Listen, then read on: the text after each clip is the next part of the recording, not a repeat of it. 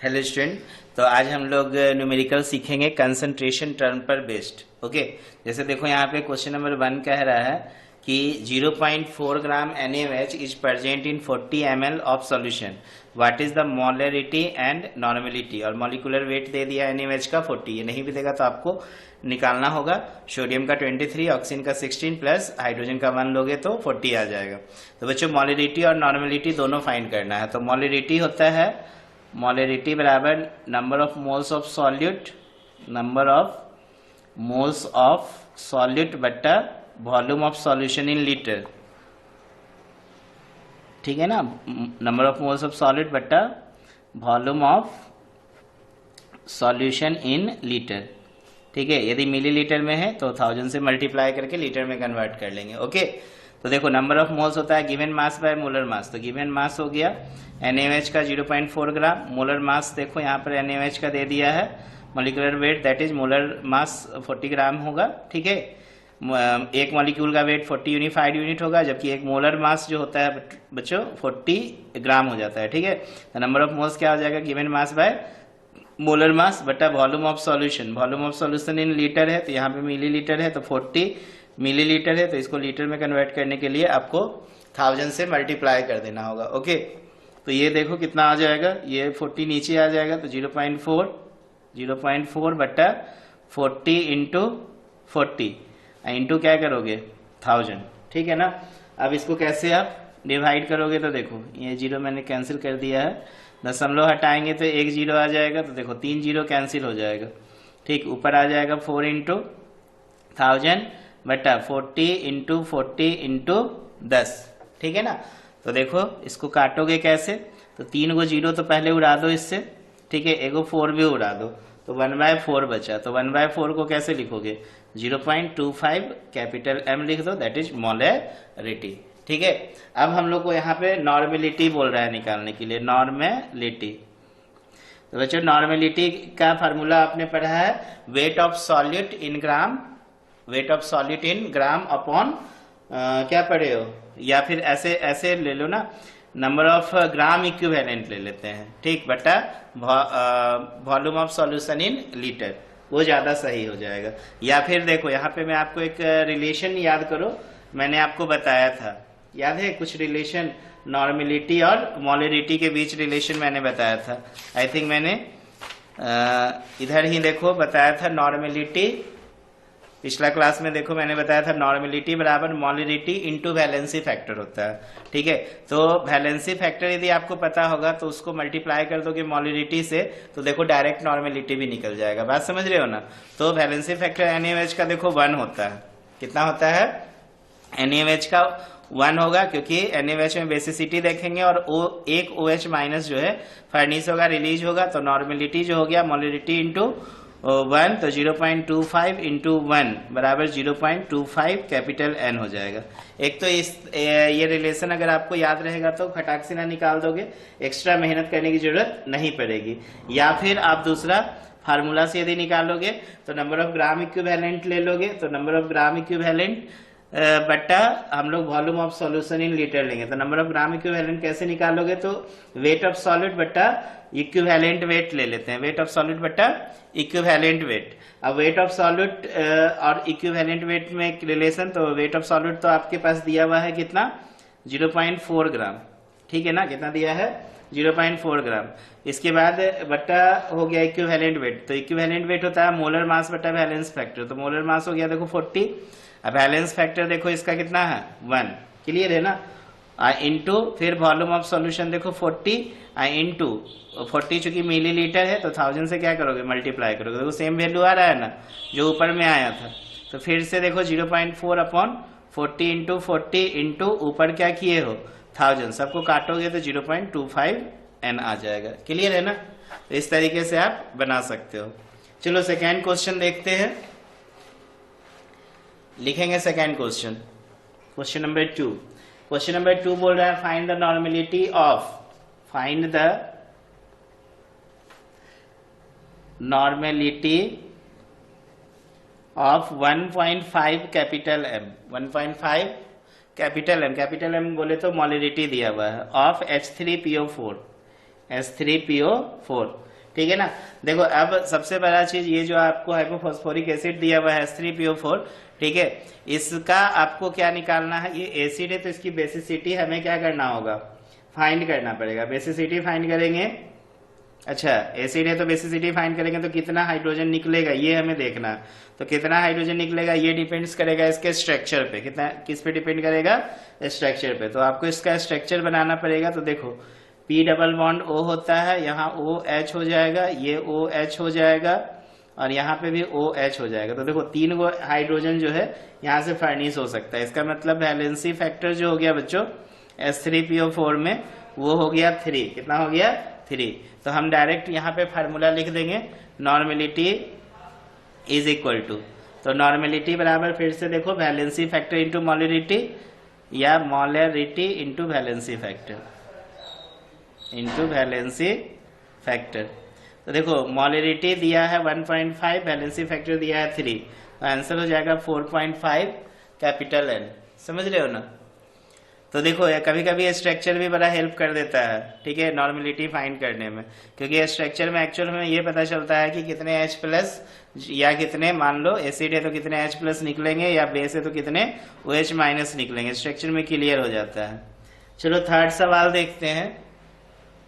Third सवाल देखो, question कह रहा है कि how much volume of 10m बोले तो मोलरिटी दे दिया है 10, ठीक है ना। तो how much volume of 10m HCl should be diluted, with water to prepare 2.00 litre, बोले तो 2 लीटर्स ऑफ 5m HCl, ठीक है, ऑफ 5m HCl। तो देखो यहाँ पे कहानी जो बन रहा है डाइल्यूशन वाला केस बन रहा है। याद है कि हम लोगों ने कंसीडर किया था कि मान लो कोई कंटेनर है जिसमें वॉल्यूम V1 है, मोलरिटी M1 है, इस कंटेनर में हम क्या करेंगे, डाइल्यूशन करेंगे। तो डाइल्यूशन करेंगे तो इसकी वॉल्यूम V2 हो जाएगी और मोलरिटी M2 हो जाएगी। तो M1 V1 बराबर आपने रिलेशन देखा था, क्या होता है M2 V2। बात समझ रहे हो ना।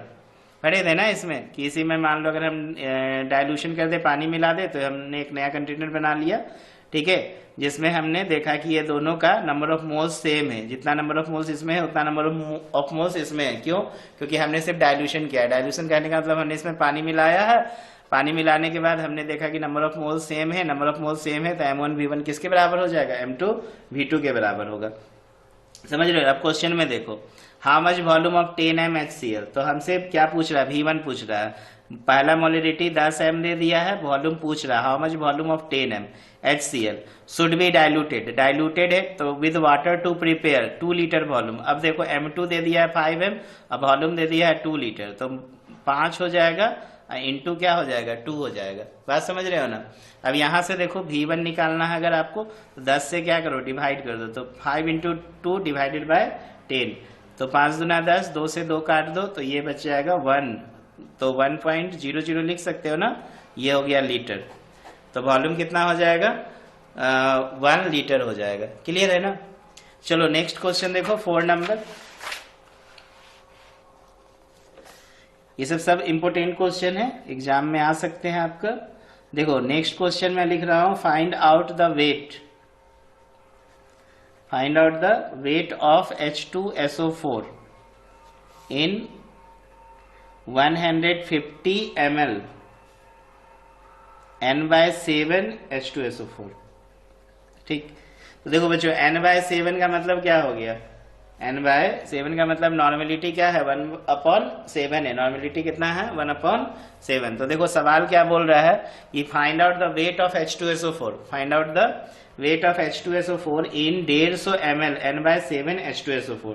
तो देखो हम यहाँ पे अगर नॉर्मेलिटी का फार्मूला लिखेंगे तो नॉर्मेलिटी का फार्मूला हो जाता है, बताओ वेट जो लोगे इन ग्राम में लेंगे, जो भी सॉलिड है, अब बट्टा इक्विवेलेंट वेट ले लेते हैं, तो नंबर ऑफ ग्राम इक्विवेलेंट निकल जाएगा ना, वेट बट्टा इक्विवेलेंट वेट, इनटू क्या करोगे, वॉल्यूम ले लोगे, और ये वॉल्यूम लीटर में होंगे, ठीक। तो यहीं से देखो वेट इन ग्राम निकल जाएगा ना, हमसे पूछा ना find the out the weight of H2SO4, तो वेट इन ग्राम ऑफ किसका हम लोग लेंगे यहाँ पर H2SO4 का, इसलिए आप कैलकुलेट कर सकते हो वेट ऑफ H2SO4 क्या चीज में लेंगे इन ग्राम में। तो देखो इन ग्राम में हो जाएगा, तो नॉर्मेलिटी को मल्टीप्लाई करेंगे किससे इक्विवेलेंट वेट से इंटू वॉल्यूम से, तो normality into equivalent weight into क्या हो जाएगा वॉल्यूम ऑफ सॉल्यूशन। तो नॉर्मेलिटी देखो क्या दिया है 1/7, इक्विवेलेंट वेट होता है मॉलिक्यूलर वेट बटा वैलेंसी फैक्टर, तो H2SO4 का वैलेंसी फैक्टर 2 है, तो मॉलिक्यूलर वेट कितना हो गया H2SO4 का 2 × 1, सल्फर 16 × 32 होगा, और ये 64 4 × 16 64 होगा ना, तो 2 + 32 + 64, तो 4 2 6 2 8 6 3 9, ये 98 हो जाएगा। कितना हो जाएगा 98। तो इक्विवेलेंट वेट निकालने के लिए फॉर्मूला मॉलिक्यूलर वेट एक बार लिख दो, मॉलिक्यूलर वेट बटा वैलेंसी फैक्टर, वैलेंसी फैक्टर ठीक है ना, इंटू 1 बटा इंटू क्या करेंगे वॉल्यूम ले लेंगे, क्या ले लेंगे वॉल्यूम। तो देखो 1/7 मॉलिक्यूलर वेट आपने निकाला है 98, वैलेंसी फैक्टर H2SO4 का 2 होता है, और वॉल्यूम कितना दिया है 150 ml, तो 150 ml है, तो इसको हम डिवाइड करेंगे 1000 से, तो क्या हो जाएगा ये लीटर में कन्वर्ट हो जाएगा। अब आपको इसको काटना है ठीक है ना, तो देखो ये कितने बार में कटेगा 49 टाइम्स में, और ये हो जाएगा 7 7 49 ठीक है, तो ऊपर हो गया 7 × 150 अब बट्टा कितना 1000, 7 × 150 बट्टा 1000। देखो ये 0 कटेगा, 2 0 कट गया, तो 15 7 कितना हो जाएगा 15 7 105 होता है बट्टा 100, तो 15 7 105 बट्टा 100 बराबर 1.05 ग्राम, ये आंसर होगा वेट ऑफ H2SO4 का। क्लियर है ना। चलो इसके बाद देखो नेक्स्ट क्वेश्चन कितना नंबर होगा 1 2 3, ये 4 था और ये हो गया 5 नंबर। ठीक 5 नंबर में देखो सवाल क्या ले रहे हैं कि find out the molarity of 1 liter of 93% H2SO4 and its density दिया है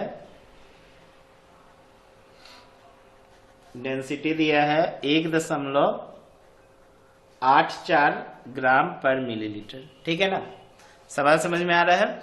find out the molarity of 1 liter of 93% H2SO4 and its density दे दिया है 1.84 ग्राम पर मिलीलीटर।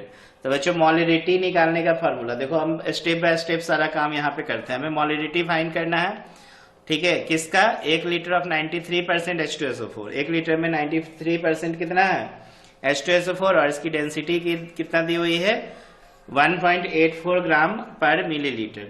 तो देखो बच्चों मोलरिटी निकालने का फॉर्मूला जो है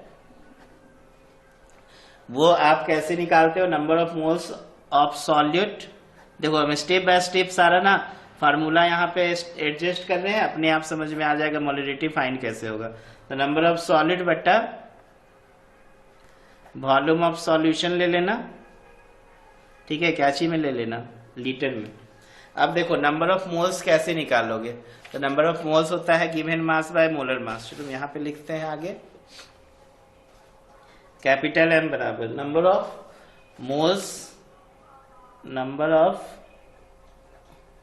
मोल्स ऑफ सॉल्यूट ले लेंगे डिवाइडेड बाय, अच्छा number of moles of solute बट्टा volume of solution in litre लिए थे ना। अब हम लोग क्या करते हैं, नंबर ऑफ मोल्स बराबर लिखते हैं given mass by molar mass, given mass by molar मास। तो गिवन मास किसका हो जाएगा सॉलिड का, गिवन मास बट्टा मोलर मास। और यहाँ पे मोलर मास हम लोग किसका H2SO4 का लेंगे ना, given mass by molar mass into फिर क्या करोगे देखो 1 by volume of solution, volume मान लो ऑफ सॉल्यूशन, यदि मान लो ml में दिया है तो ml ही तो दिया है, तो हम कितना से मल्टीप्लाई कर देंगे ऊपर 1000 से, कितने से मल्टीप्लाई करेंगे 1000। अब देखो क्या करोगे, गिवन मास बाय मोलर मास। अब वॉल्यूम निकालने का फॉर्मूला होता है मास ऑफ सॉल्यूशन बटा डेंसिटी ऑफ सॉल्यूशन। ठीक है, पूरा स्टेटमेंट में लिख रहा हूं ताकि आपको समझ में आए, बहुत इजी वे में बता रहा हूं। इनटू वॉल्यूम ऑफ सॉल्यूशन क्या हो जाएगा, mass of solution, mass of solution बटा density of solution, density of solution. ठीक है ना, और इनटू क्या होगा ऊपर में 1000 से मल्टीप्लाई होगा ना, 1000 से मल्टीप्लाई। अब देखो क्या क्या आपके पास कॉन्सेप्ट मिला, आपके पास मिल गया मोलरिटी बराबर given mass of solute into ये ऊपर चला जाएगा density of solution into 1000 divided by हम लोग क्या लेंगे, मोलर मास इनटू क्या ले लेंगे, मास ऑफ सॉल्यूशन। ठीक है, अब देखो आपके पास सारा डेटा दिया हुआ है। अब क्या क्या डेटा दिया है समझो, गिवन मास है तो गिवन मास दे दिया है आपके पास 93% ऑफ H2SO4, इसका मतलब 100 में कितना है 93, तो हम मान लेते हैं 100 में गिवन मास सॉल्यूट का 93 इंटू डेंसिटी देखो 1.84 दिया हुआ है। ठीक है, और इंटू कितना 1000 दिया है ना, डेंसिटी 1.84 ग्राम पर मिलीलीटर बटा मोलर मास। तो मोलर मास अभी हमने निकाला था H2SO4 का 98, ठीक ना, पिछला क्वेश्चन में निकाला था ना 98, तो वही 98 लिखेंगे इनटू मास ऑफ सॉल्यूशन 100, चूंकि परसेंटेज में हम लोग बात कर रहे हैं 93% सॉल्यूशन था तो सॉल्यूट 93 तो 100 हो गया सॉल्यूशन।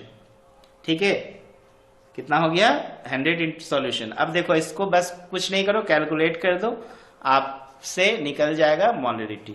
ठीक है, तो इन शॉर्ट में भी इस क्वेश्चन को आप समझ सकते थे, 93% H2SO4 था तो 93 ग्राम हो गया आपका क्या चीज H2SO4, ठीक है ना, और 100 ग्राम हो गया क्या सॉल्यूशन, उससे भी फाइंड कर सकते थे। अब देखो इसको हम यहाँ पे 0 लिख दिए, दशमलव हटा के 2 0।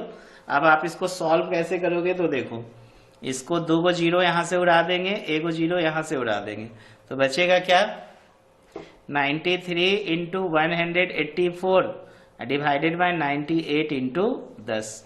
तो इसको आप मल्टीप्लाई कर लेना। ठीक है, कर सकते हो ना, चलो मैं इसको कैलकुलेटर से यूज करता हूं।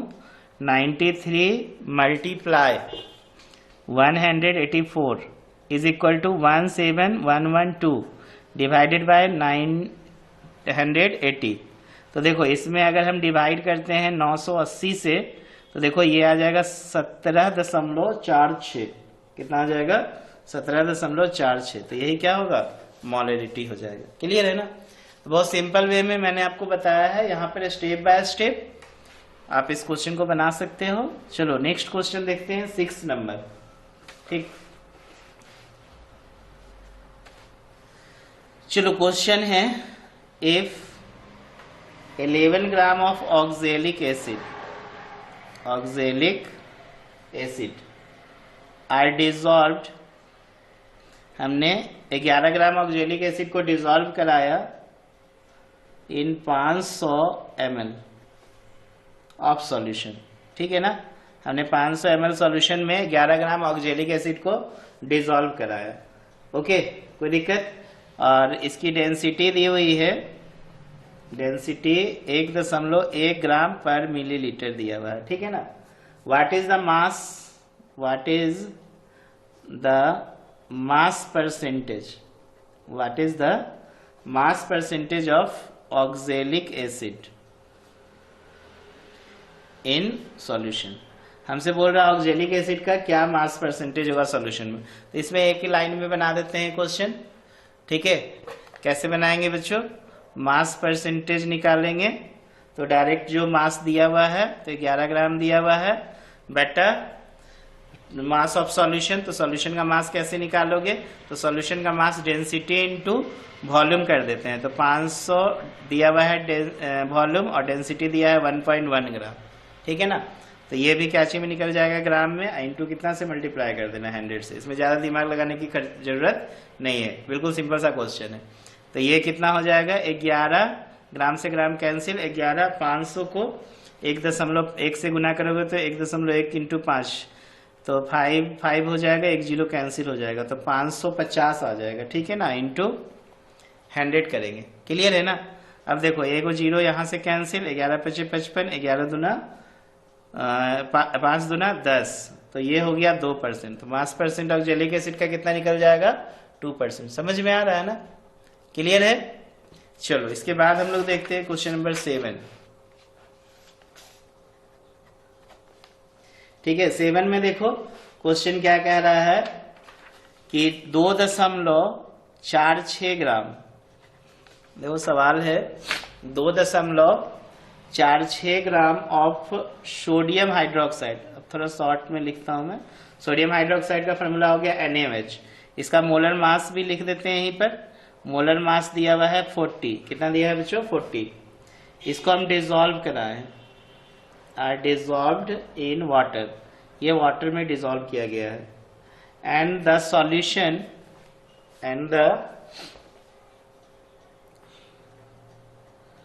solution is made to 100 centimeter cube in a volumetric flask।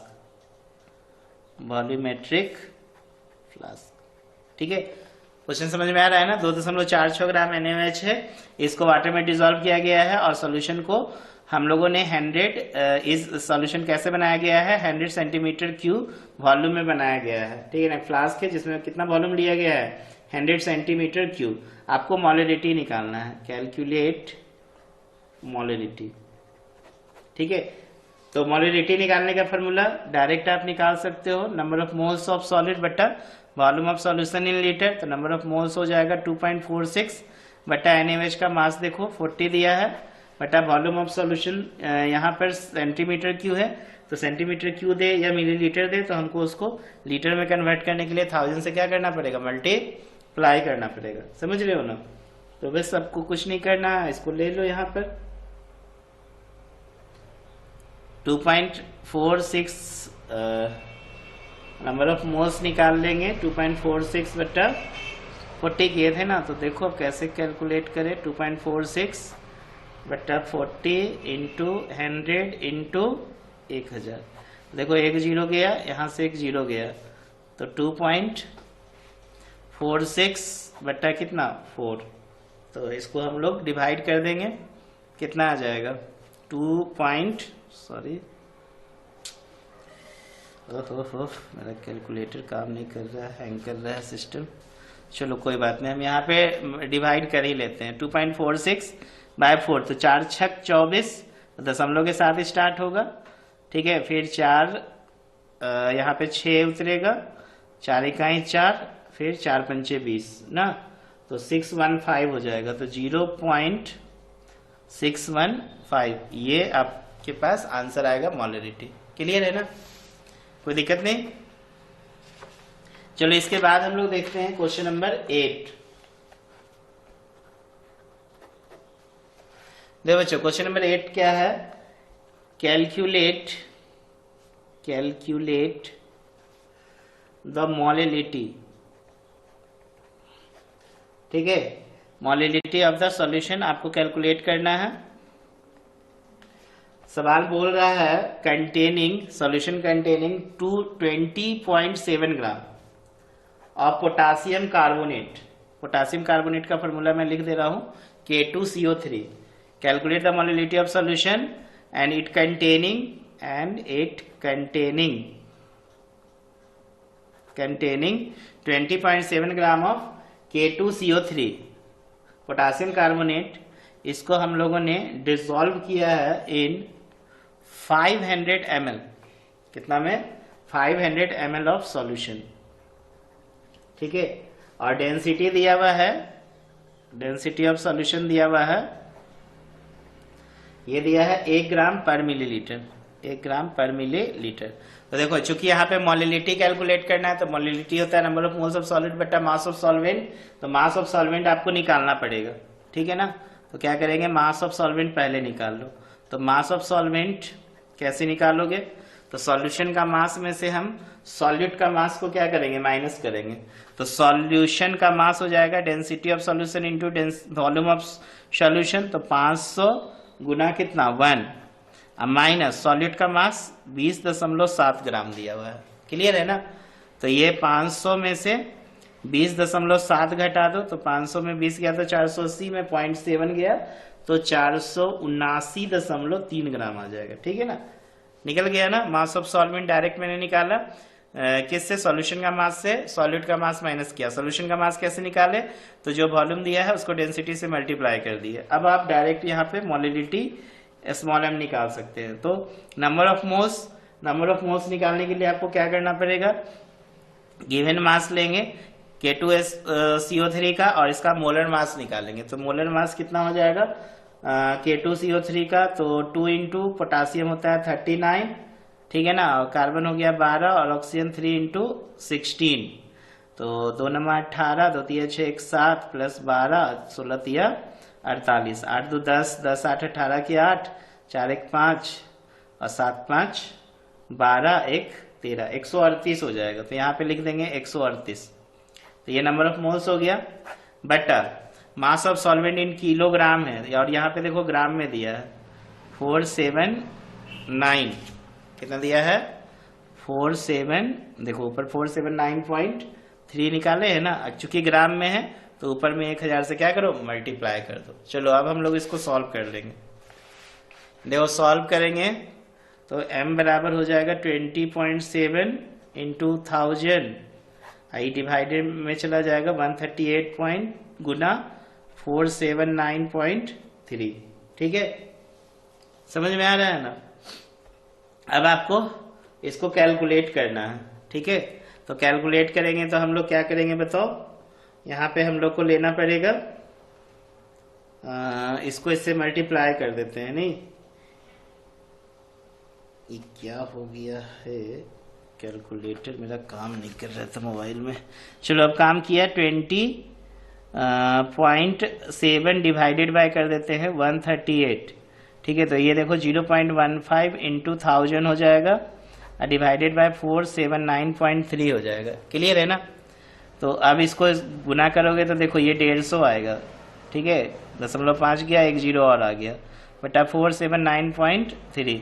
तो हम लोग को 150 में डिवाइड कर देना है 479.3, तो ये आएगा 0.31 आएगा। 0.3129 है तो 29 को भी हम लोग क्या लिख सकते हैं? 3 लिख सकते हैं। यही मोलिलिटी हो गया। क्लियर है ना? चलो इसके बाद हम लोग आते हैं क्वेश्चन नंबर 9। चलो लास्ट 2 क्वेश्चन और देख लो। ठीक है? 2.5 gram of ethanoic acid. Question है 2.5 gram of ethanoic acid. Ethanoic acid को बोलते हैं बच्चों CH3COOH, acetic acid, that is ethanoic acid. तो 2.5 ग्राम एथेनोइक एसिड को हमने डिसॉल्व कराया 75 ग्राम ऑफ बेंजीन में। किसमें डिसॉल्व कराया है? 75 ग्राम बेंजीन। बेंजीन का फॉर्मूला होता है C6H6। Calculate molality. ठीक है? Molality of solution. बहुत आसान सवाल है। तो कैसे निकालोगे? डायरेक्ट निकाल देते हैं मोलिलिटी। तो number of moles of solute ले लोगे तो number of moles of solute, तो एथेनोइक एसिड को हमने 75 ग्राम इसमें डिसॉल्व कराया, तो नंबर ऑफ मोल्स कितना हो जाएगा? 2.5 बटा एथेनोइक एसिड का मोलर मास ले लेंगे तो कार्बन 12, हाइड्रोजन 3 है, फिर कार्बन 12, ऑक्सीजन 16 दूना 32 है और हाइड्रोजन 1 है। ठीक है? तो ये सबको जोड़ेंगे तो कितना होगा? 12 दूना 24, 24 और 6 30। ठीक लिखे है ना? ये आपका एथेनोइक एसिड इज डिजॉल्व इतना ग्राम। एथेनोइक एसिड का फार्मूला हो गया CH3COOH। तो कार्बन 12, हाइड्रोजन 3, फिर कार्बन 12 और ऑक्सीजन हो गया 16 दूना 32, 32 और हाइड्रोजन 1। तो 12 12 दूना 24, 24 25 26 27 28 29 30 और 30 60 हो जाएगा। ठीक है? तो नंबर ऑफ मोल्स हो गया 2.5/60 बटा mass of solvent in kilogram है, तो 75 ग्राम दिया हुआ है, तो इसको 1000 से ऊपर में मल्टीप्लाई कर देंगे। क्लियर है ना? तो ये कितना हो जाएगा? ये 2.5 इंटू 1000 बट्टा 60 इंटू 75 कर देना, इधर दशमलव उड़ाओ तो 1 0 25 दिया 75 हो जाएगा। फिर देखो 1 2 0 यहाँ पे कैंसिल, तो ऊपर 10 और नीचे देखो 6 त्रिक 18 बचेगा। ठीक है, तो 10 में आपको डिवाइड करना होगा कितना से, 18 से। तो 10 डिवाइडेड बाय 18 बराबर 0.55 आएगा। 0.55 केवल 55 आ रहा है तो लास्ट में 6 लिख देते हैं। ठीक है ना, ये m हो गया। ओके, चलो इसके बाद देखो लास्ट क्वेश्चन 10 नंबर। देखो बच्चों यहां पे कह रहा है कैलकुलेट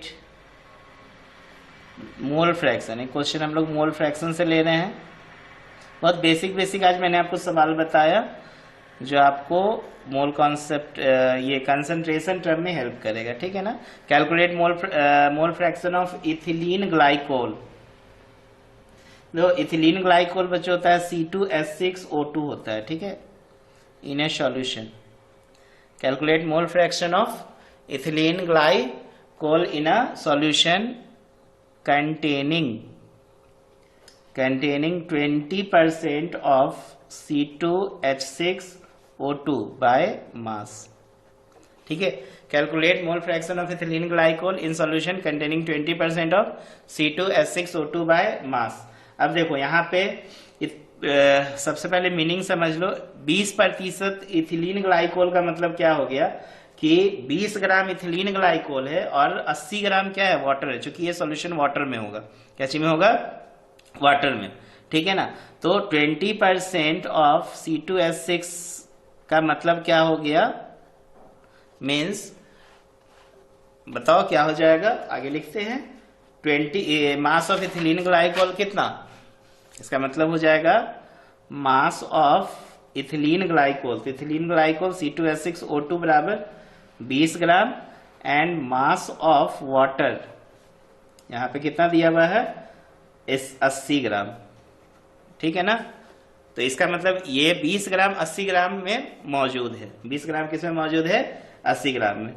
अब आपको क्या करना है, मोलर मास दोनों का निकाल लेना है ताकि मोल फ्रैक्शन आसानी वे में निकल जाए। तो मोलर मास निकालो सबसे पहले C2H6O2 का। तो C2H6 तो 2 इंटू 12 6 इंटू 1 प्लस 2 इंटू 16। ठीक है, तो 12 दूना 24 हो गया प्लस 6 और 16 दूना 32। तो कितना हो जाएगा, देखो 24 6 30 30 60 2 62 हो जाएगा। कितना, 62। इसलिए नंबर ऑफ मोल्स यहीं पे निकाल लेते हैं हम लोग ऑफ C2H6O2 का। तो नंबर ऑफ मोल्स कैसे निकालोगे, तो नंबर ऑफ मोल्स होता है गिवन मास बाय मोलर मास। तो गिवन मास 20 है बटा 62। तो हम लोग यहीं पे डिवाइड भी कर लेते हैं 20 में 62 से। तो 20 डिवाइडेड बाय 62 जो हो जाएगा बच्चों 0.322 होगा। ठीक है, चलो इसके बाद हम लोग निकालते हैं नाउ मोलर मास निकाल लो वाटर का। तो वाटर का मोलर मास कैसे निकालेंगे, तो 2 इंटू 1 प्लस 16। तो ये हो जाएगा 18 ग्राम। इसलिए नंबर ऑफ मोल्स निकाल लो वाटर का। तो देखो इसमें गिवन मास बाय मोलर मास, तो गिवन मास दिया है 80 अब बटा मोलर मास कितना दे दिया है 18। तो 80 में डिवाइड कर दो कितना से, 18 से। तो 4.44 हो जाएगा, 4.44। ठीक है, अब देखो नंबर ऑफ मोल्स वाटर का भी निकल गया, नंबर ऑफ मोल्स आपको इथिलीन ग्लाइकोल का भी निकल गया। तो मोल फ्रैक्शन निकालना आसान है ना। मोल फ्रैक्शन किसका पूछा है, calculate mole fraction of ethylene glycol हमसे पूछा है। इसलिए mole fraction ethylene glycol C2H6O2। तो कैसे निकालोगे, तो नंबर ऑफ मोल्स ले लेंगे C2H6O2 का बटा number of moles C2H6O2 plus number of moles H2O का ले लेंगे। क्लियर है ना। तो देखो C2H6O2 का कितना मोल्स दिया है 0.322 अब बट्टा कितना है 0.322 प्लस 4.44 आएगा। ठीक है, तो 0.322 में अब हम लोग को डिवाइड करना होगा कितना से 0.322 प्लस 4.44 इज इक्वल टू 4.762। ठीक, अब देखो इसमें 0.322 भागा 4.762। तो ये आ जाएगा 0.067। कितना आ जाएगा? 0.067। फिर से चेक कर ले एक बार, चलो एक बार चेक कर लेते हैं। 76 आ रहा है, ठीक है। तो 0.322 डिवाइडेड बाय 4.762 इतना ही आ रहा है। इसका मतलब हम लोग यहाँ पे लिख सकते हैं क्या चीज, 0.067 है, 7 कर सकते हैं इसको इतना, ठीक है। इसलिए अब यहाँ पे मान लो यही तो आंसर हो गया, यही हमसे पूछा था। अब मान लो यही हमसे बोल देगा कि मोल फ्रैक्शन निकालो H2O का, तो आपको क्या करना होगा, 1 में से माइनस करना होगा 0.677। तो 1 में से माइनस करोगे 0.0677, तो ये आ जाएगा 0.9323। क्लियर है ना? तो ऐसे वाटर का पूछा नहीं था हम लोग से, सिर्फ इथिलीन ग्लाइकोल का पूछा। तो आई होप आपको ये 10 सवाल अच्छे समझ में आए होंगे, कंसंट्रेशन पे बेस्ड। चलो मेहनत करो। Okay, thank you.